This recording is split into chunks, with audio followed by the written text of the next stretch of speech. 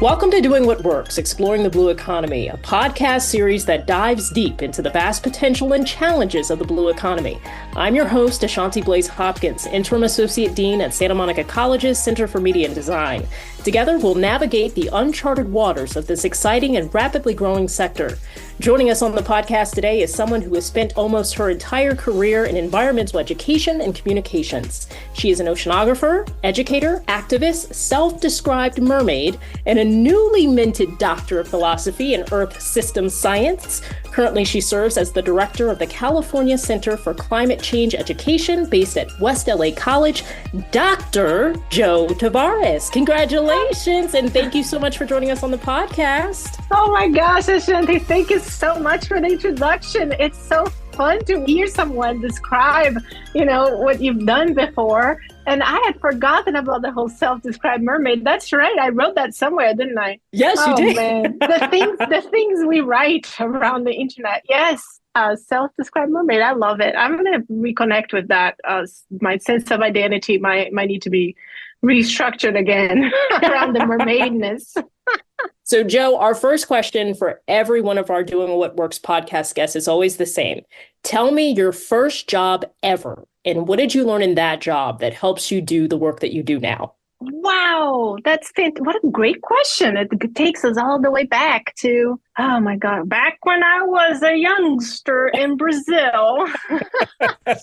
So I'm originally from Brazil. My first job was teaching English as a second language in Brazil to people of all ages, including little kids. And I did that. I think I was 17 when I started teaching. And I taught English as a second language through my college education, which was also in Brazil. I got my undergraduate degree in oceanography in the south of Brazil. I'm not from the south of Brazil, I'm from the Northeast. And that was a way for me to pay rent, and support myself on top of scholarships that I got as a student of oceanography. But wow, Ashanti, that made me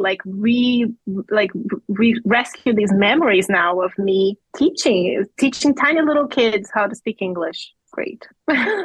What did I learn, I think for me, it really helped me initiate this long commitment to education in general as a way for us to all really understand humanity, this process of learning and teaching each other things, whether they are science things or language or whatever it is that you teach or learn, right? That process of exchanging information with another human being is so important as part of growing up, as part of being included, as part of being a community.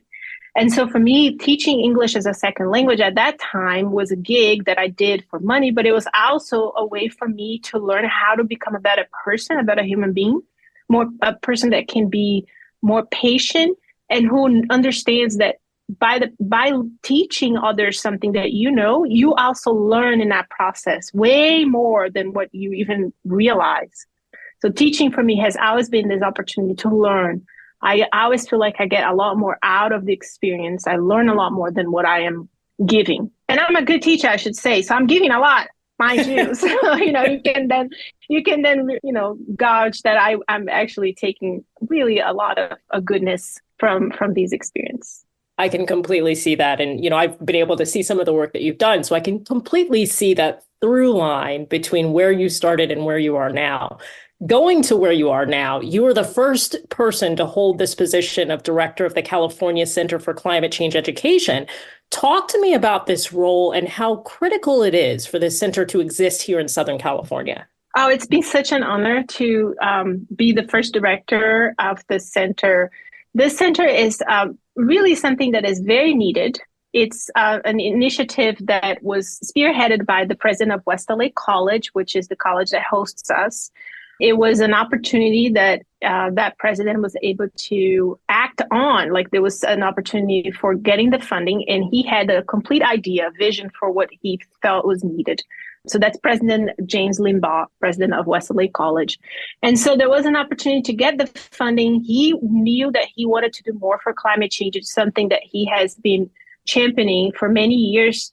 in that college where he's the president of, he had already initiated with faculty and with the amazing community that is present there, because West LA College has really been a great place to work at. Everyone is just so collegial, and there's a sense of community and collaboration there that's really remarkable.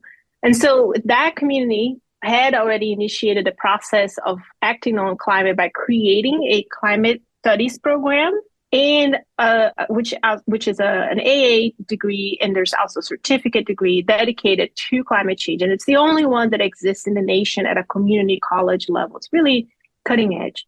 And so when the opportunity came up to fund the center, that president, with support from the community in that college, was able to then put out the application really quickly and get funded to start that. So that's kind of like the backstory, like the how the creation story for the center. And we now have an opportunity to really co-create what we want it to be moving forward, which is beautiful. We can really have conversations with the community, with students, with staff, and of course with faculty, and really decide what is it that we want to do here that will help the cause, right? That will help us curb emissions, greenhouse gas emissions, that will help us prepare the workforce for this new economy that we need to rebuild, to create, right? And what is it that we can also do that will significantly change the circumstances of that we call the climate injustice, right? Like that's how we call it. It's the situation in which we have around the world and here in the United States as well, that we know that the people who have been causing the problem, right, the folks who are responsible for the largest amounts of greenhouse gas emissions, they are not necessarily the ones paying the cost of it. We know that folks who live in what we call frontline communities, low-income communities, normally that's going to be mostly people of color, women, the elderly, children. They suffer the effects of climate change disproportionately. And so that's one of the things that at the center we're able to now discuss. How can we address all those things in an integrated way? So yeah, this is a long answer to tell you that I'm super happy to be the director of this center. As you can see, I'm really excited about our mission. And two, I am inviting everyone who's hearing this recording right now to come, if you have ideas of how is it that we can make this center the most effective mechanism to address climate injustices, to promote climate action at a community level that will reverberate through, the country, the world. Come talk to us, because we are in the process of building this together. You mentioned funding in part of your answer, and I want to kind of dig deep into that. Both the federal government and the state of California really seem to be going all in with funding the growth of the blue economy. And it's a term that many are really just hearing for the first time. Can you tell me what the blue economy means to you and how this influx of funding might impact what you're doing at the center? And what is this funding supposed to support? Absolutely. So let's define the blue economy. So blue economy is a term that has been used kind of to match another term that people might have heard before, which is the green economy, right? So we kept hearing about the green economy. The green economy, that's sometimes also referred to like clean tech. There's all these terms floating around. And these are all terms related to this need to switch the way we operate, the way we do things, our economies, our workforces, and our activities in general, human activities have to be realigned with a decarbonized world. We need to move away from the combustion of fossil fuels. That's the cause of climate change, the climate change that we are experiencing right now. The planet has already warmed by 1 degree Celsius. This past summer we broke all records. We already surpassed the so-called 2 degrees Celsius threshold for warming temporarily, right? So on average, the planet has warmed 1 degree Celsius, but then from time to time, we might peak, we might go over the 2 degrees Celsius limit. And that's very worrisome. So we know we're in this trajectory that in order to address this, we need to decarbonize our economies. We need to replace all the industries, and our daily lives need to be adjusted to the fact that we can no longer be combusting fossil fuels, right? So sometimes we hear people talking about the electrification of systems. That is one way to talk about it. There's more to it. It's not just electrification, but electrification is a big part of it.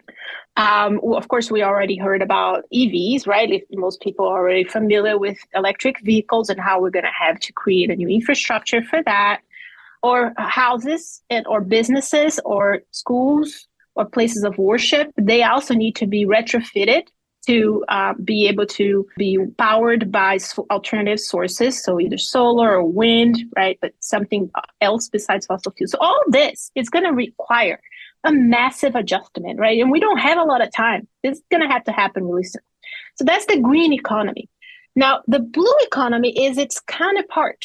It is doing all those things, or maybe I should say, it is adapting all these same principles that I just described, general principles, to parts of the ocean or parts that are near the ocean. So, for example, one of very effective ways to generate electricity is by installing wind power farms offshore. So those big windmills that we see, right? Those turbines that we see, most of us are familiar with them on land. But really, the very effective way is to place them on the ocean. Some of them are floating structures. That's what was recently approved for the coast of California, are the floating turbines. And then you have in other places, the more traditional turbines that have to be actually attached to the bottom of the ocean. So all this infrastructure requires workforce, because laborers, they're trained to develop these projects, to implement these projects, to maintain these types of infrastructure. So we have that's kind of like the classic example. And then you have these emerging areas that we're still not sure exactly where they're going to go, but they're really important in terms of research and development, R&D. And so the blue economy would include that too. We know that the ocean can serve as a source of energy in other ways. So for example, wave energy in certain ocean areas can be done in a very effective and safe way. It's not something that can be done everywhere, but it's something that we should continue exploring. And then you have, things that might not seem like they are helping to combat climate change, but they are if you learn a little bit more about them. So for example, aquaculture.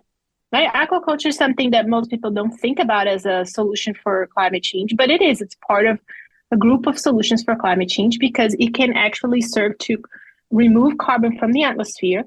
If you are growing algae, for example, kelp or any other sort of algae, that's a direct connection. Like these are photosynthesizers. They take CO2 from that is in the ocean and they trap the CO2. So if it's trapped in the plant, it cannot be in the atmosphere warming up the planet.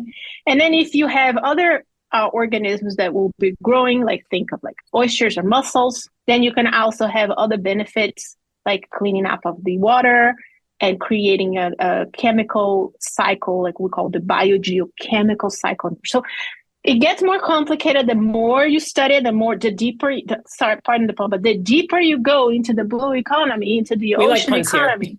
We like there you puns go. Here. It gets more technical, it gets more complex, it requires people to spend more time learning about it. But everything that has to do with this new era that we're all embarking on, hopefully that we can continue developing at a pace that matches the need to adapt. Everything that has to do with this new era and that has to do with the ocean, we put that into this blue economy category. And for me, I'm personally really excited about it because my background is marine science, right? I am a marine scientist by training. You mentioned that my PhD, I just finished my PhD. I'm still celebrating. And that was, that is with Earth system science and marine biogeochemistry. So that's where we really look at all these connections between the ocean, the atmosphere, the climate of the planet, and how, pollution can affect all these different parts of these cycles. So for me, the blue economy is fascinating. As a scientist, I'm very curious about all the knowledge that is associated with these areas, but also from a practical perspective, as someone who cares a lot about the planet, ourselves. I'm a mom. I love talking to people about ways to solve climate change because a lot of times I talk to folks who are really just feeling really down and really discouraged. And so the blue economy is an opportunity for us to talk about solutions that can be scaled up that can be further developed. So that's my personal motivation to think and discuss the blue economy. You work at a center that is based at a higher education institution. Why is it so important for the education sector to be intimately involved in the growth of the blue economy in California, and specifically in Southern California? And how important do you think collaborations between education, industry, and government will be in this space? Yeah, and you had asked me about funding too. Absolutely. So that collaboration is crucial, right? We will not be able to overcome all these challenges that we have to meet those deadlines. And we are hearing now there's an event happening right now in Dubai called COP28, which is a really big deal. It's like the most important international conference dedicated to talking about climate matters. And we're hearing a lot of crazy stuff coming out of that meeting. Like there's just a lot of talk that just does not match with reality. So one of the things we're hearing is that there's no scientific consensus on like how we should go about dealing with the reduction of greenhouse gases and these thresholds of temperature that we talked about.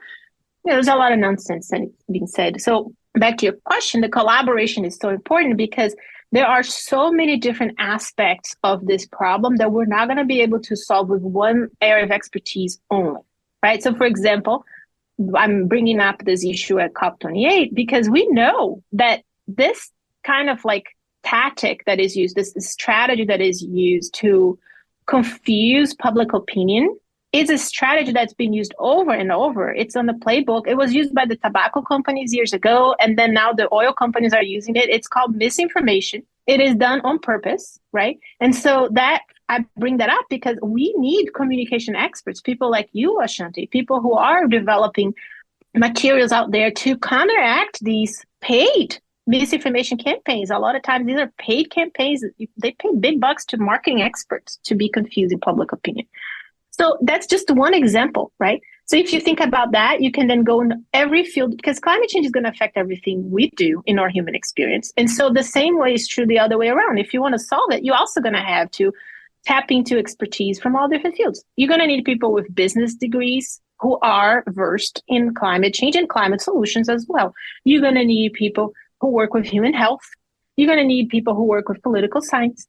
It's not just about physical scientists, people like me who have a background in specific aspects of climate science. No, you're going to need everyone. So community college give us an opportunity to have these two-way conversations with the community at large, right? Because we're closer to people than the other institutions can be. And there is this fact of the urgency. We do have a deadline. It is informed by science. Do not believe anyone who says that phasing out fossil fuel and it's not supported by science. It is. We have reports, studies that have been written over and over. They just keep getting updated over the years. They're called the IPCC, the International Panel on Climate Change, where all these really fantastic scientists from all over the world come together and prepare these reports. So we know we have to cut greenhouse gas emissions by 50% by the year 2030 in order to stay under the 1.5 degrees Celsius threshold. That was something that we all humans agreed we would do many, many years ago, doing something called the Paris Agreement. It's like years ago. And we're way behind on this. And so there's a lot of scientific basis for all of that. So going back to your question, we need these spaces such as community college where the government, right, the public itself, the community, come together and really work on tangible ways to attain the reductions of emissions that we need to attain at a local level. And so that's why, and then going back to your first question about funding, well, that's where the funding comes in. We're in a hurry. We can't be waiting for the regular pace of transforming the labor force that we're used to. We are going to have to kind of accelerate that. That's where the funding comes in. That's where community college coming in, and most importantly, the collaboration. Clearly, educating the public about what's coming in regards to the blue economy is critical, but there's also a policy piece to this that is equally important, if not more so. Tell me how you see the ability to influence policy as a central piece to growing the blue economy in California. Wow, that's a great question. So yes, policy is one of those things that is, like you said, really important. It is it's tricky because most people, most everyday people, right? Most of us, we don't feel like we have a great effect on policy. Like most of us, we don't see ourselves as policymakers, right? Stakeholders, as we call in the policy space. But we are. Each one of us is. And if we understand the power that we have, especially when we are well informed and when we can join forces with other well informed members of our communities, then we understand, well, we really can make a difference in these policy spaces. So, taking, for example, here in California, we have really interesting participatory systems in place in which people can take over, from like going to their city council meetings all the way to actually giving feedback to state level policymakers. There will always be processes in which these policies, they have by law, they have to be open for public opinion. And so if you are able, if you have the time, if you have the means to join a group that is actively engaged in these participatory systems, that's a great way for you to make a difference, right? There are many nonprofit organizations that you can join and that will allow you to be, again, putting your efforts with other people's efforts, and so that you're not by yourself, like in a picket line, or not in a picket line, but like, protesting by yourself. It's always better if you can join a group. So that's one way. But, it's really important that we understand that to solve climate change, we are going to have to reach a balance between individual actions, change in individual behaviors. They are going to be necessary, but they're not enough. So, of course, like if you have the ability if you own a house, I still rent. I don't have the means to purchase a house yet. So that's something that I would love one day to be able to afford. I don't know if I will, the economy being, not the economy right now. The economy right now is actually doing pretty well. But in general, like in terms of the trajectories that we're seeing from generation to generation, we know that it's much harder out nowadays to purchase a home. But if you do own a home and you have the means to install solar panels on your rooftop, great, go ahead and do that. If you have the means to switch your appliances and change your gas heater for an HVAC, or a heat pump, that's great, do that. If you can change your gas stove for an electric stove, do that. If you can bike instead of riding a car, if you can switch your car for an electric, those are all great things that if most people who have the means to do so, if the middle class, upper middle class can do that, that's great. Especially in a country like the United States, it will make a huge difference, right? But there are certain things that most of us cannot do, and we cannot do by ourselves. That's when we need policy change. We need the government and private firms, private companies to also do their share in changing systems so that it's not so hard on individuals to be able to see the kind of emission reductions that we need to be seeing. We need to be working on two things right now. We need to be reducing the amount of emissions that we are putting into the atmosphere. But at the same time, we need to be investing on ways to remove greenhouse gases that are already accumulated in the atmosphere. Just stopping the bad habit is not enough. We're also going to have to clean up the mess that we already made. And so those two things cannot be accomplished by individual action only. They must be addressed by policies. In LA County, we have 13 community colleges working together for what's called the Blue Economy and Climate Action Pathways Project. This is an example of that education and industry collaboration. What's the main goal for the BCAP project? Because I know that you were involved. And how do you hope to see this collaboration move forward for maximum impact? Oh my goodness, what a great question. Yes, I was involved. I have to give credit where it's due. I was invited to join this by the amazing Patricia Ramos, dean at Santa Monica College, force of nature, right? Someone with an amazing vision. And then once part of the group that was developing the proposal for this program, I got to work with other amazing people. And this is a collaboration with an organization called Alta Sea, and they have been doing work in this space between private and public sectors, which is an interesting area to be working in. It's something that is relatively new to me, right? I don't have a lot of experience working in these hybrid spaces in which you have public and private companies working together. So it's been a learning curve for me as well. But I have a lot of high hopes for this project because it will allow for, specifically focusing now, putting my community college director hat on, right? And the 13 colleges that you mentioned, they're a part of this project. The cool thing about it is it gives our community college students a lot of opportunities to learn and to experiment with possible career paths, right? I can tell you from my own experience, there is no better way for you to understand what you want to be doing for the not I always tell my students, don't try to figure out what you're going to be doing for the rest of your life. That's crazy.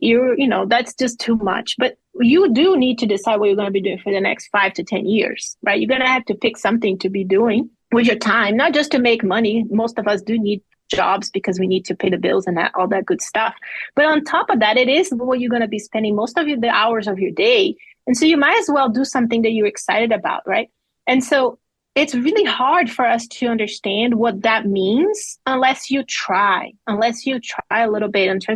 And so I can tell you again, from my own personal experience, when I first started, I was, teaching English as a second language in Brazil. And I was a student at this really tiny university in the south of Brazil. And I saw a poster, like a flyer, that had an opportunity for an internship in a laboratory that they were looking for an undergraduate student to help with some phytoplankton samples. And I had never heard, I had heard of phytoplankton, but I had never actually understood what it meant to work with phytoplankton. I went into oceanography thinking I was going to study whales and penguins and all those things that marine scientists want to study. And, you were young, you're like in your early 20s, you don't know what you're doing. So I had the really unique opportunity to start working in a lab really early on. And that was life-changing because it gave me a perspective that most of my classmates did not get a chance to actually, explore. I understood what it meant really early on to be in that space, to do the day-to-day work. That's what I think BCAP will give us. We'll give an opportunity, it will give faculty, professors an opportunity to expose community college students to an array of possibilities in terms of career development. And it will give students, hopefully with, the opportunities that we're going to be creating down the road, we're going to be creating internships, we're going to be creating apprenticeships, and just, even if it's just field trip, like a day that you get to spend with these professionals, that is the kind of like horizon opening or like opportunity creation that we see in this Blue BCAP project. If I have to ask you this, if you had a magic wand and you could create your dream state for the blue economy in the state of California, what would that look like for you? Oh my goodness. Shouldn't you ask me all the good questions? These are so good. Oh, my magic wand. Hold on. Let me actually look for my magic wand in my purse. I have one here. It's somewhere. Probably a mermaid magical wand. Well, I'm a mermaid with some witch, yeah. So, all right, let me see. I think the first thing that I would like to see happen is for all the processes and all the systems that are created in this space, as well as in the green space as well. I just said a bunch of SOLs, one after the other right now. But, what we want to see in this future that we're co-creating right now is the ability to have everyone participate in it, right? We want it to be as inclusive as possible. We want it to be as democratic as possible. And that takes work. That takes effort. It's not something that's going to happen just naturally because it's not something that the current systems are designed to be, right? The current systems right now are like this cutthroat competition in which there is no time for nothing. And you just keep like pushing forward, bulldozering over like any kind of like system that needs to be reinvented. Pretty much what we need is to reinvent these procedures to be more inclusive. So with my magic wand, I would definitely prioritize projects that center communities that have been historically underserved, that have been historically excluded from these conversations that need to be happening. So in a coastal space, Of course, we know that there are many indigenous groups here in California that have been stewards of these lands for thousands of years, thousands of years. I don't know if people know this, but we've had in the coast of California, we've had communities of ocean explorers that have lived here for really longer than the pyramids in Egypt have existed.